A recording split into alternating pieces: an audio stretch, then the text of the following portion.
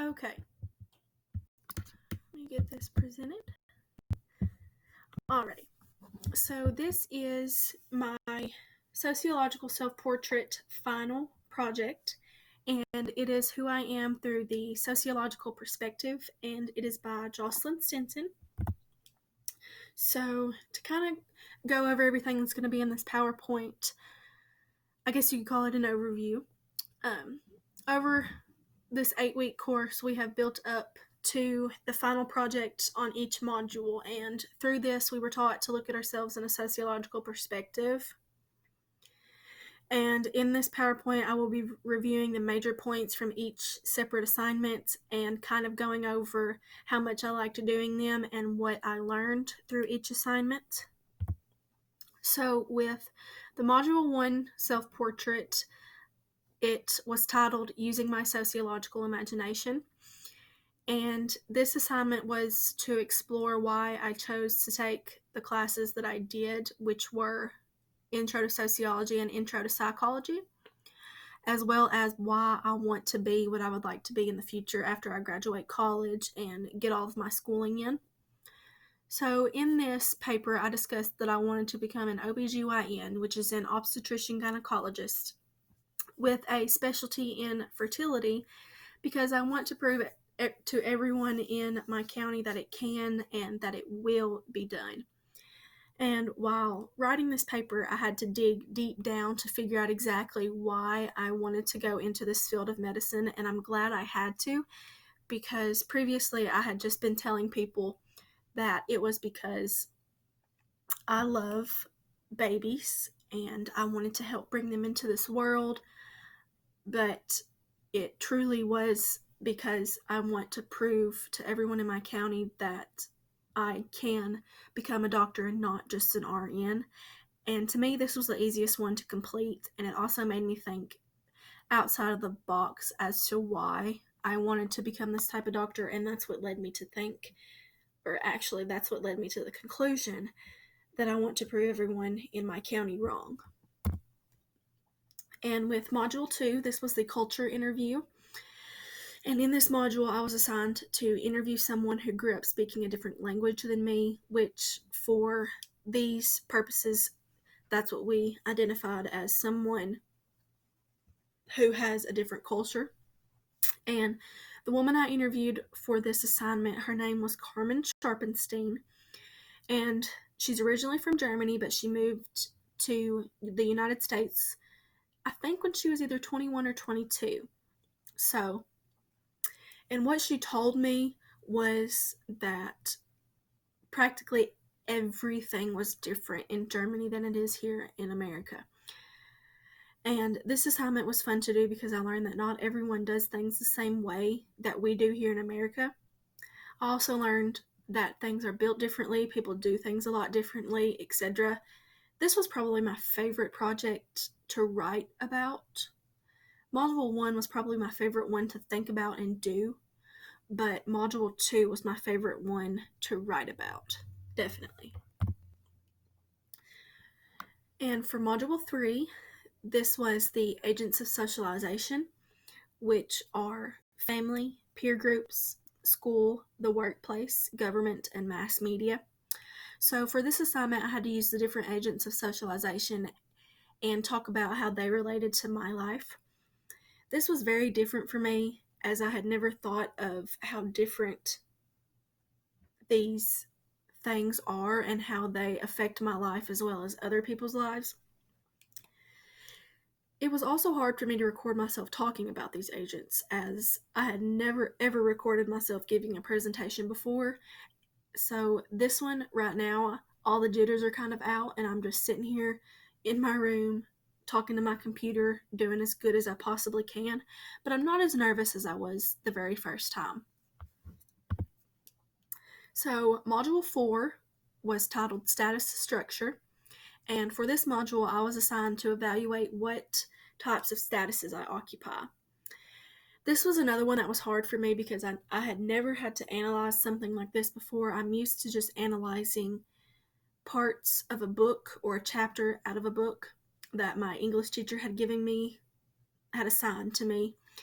And I also had to analyze if I experienced role conflict or role strain, which led me to think about just how much that happens in this world and how sad it is, because most people experience these things and they don't know how to deal with it.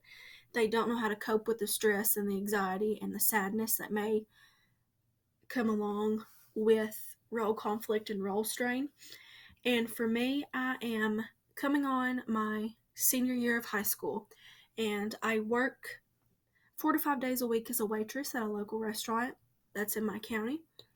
And I am also an older sister to a younger sister and a bigger sister. So I'm the oldest of three. Younger brother, I didn't mean to say bigger sister. But, anyways, I'm the oldest of three. And I have my driver's license, which means I can take them to school, to their practices, things like that. And I don't mind taking them. It helps my parents out a lot. But sometimes it can make me late for work, it can make me late for school, and some of my most important classes for school are at the very beginning of the day. So that's kind of stressful to have to try to make up everything. So Module 5 was titled Deviance and Self-Control.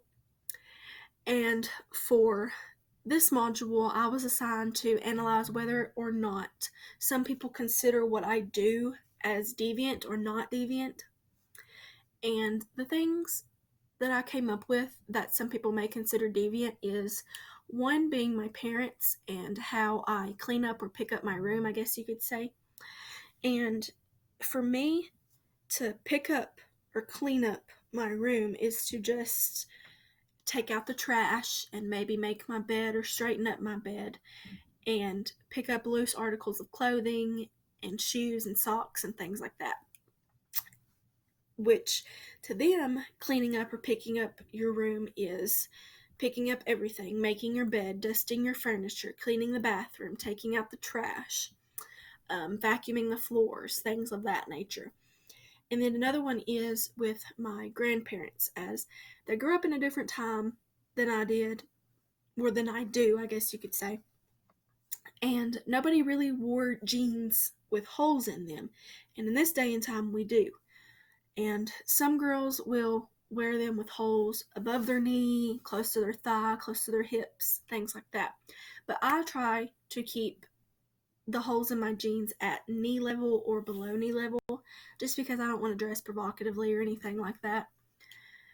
And they always tend to make fun of me for it, and they tease me about it, and they tell me that it's not very appropriate to wear jeans that have holes in them.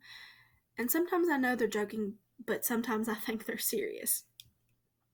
So this assignment was another hard one for me to do, because I had to think about the abnormal things that some would consider deviant, but I would not, just like my room and my jeans. So Module 6 was social mobility.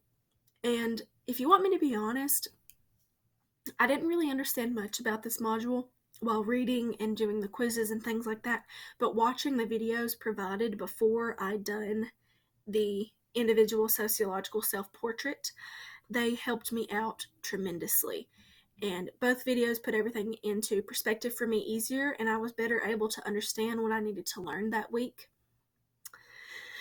And I think it was Dr. Chetty and somebody else, but I can't think of it off the tip of my tongue right now. But I liked how they used the blocks and the Legos and things like that to put it in more of a graph perspective. I like being a visual learner. I like to draw things and put things in graphs and all that. So that really helped me to understand the level of mobility that each type of person had with climbing up to the top or climbing down to the bottom. So the videos helped me out a lot.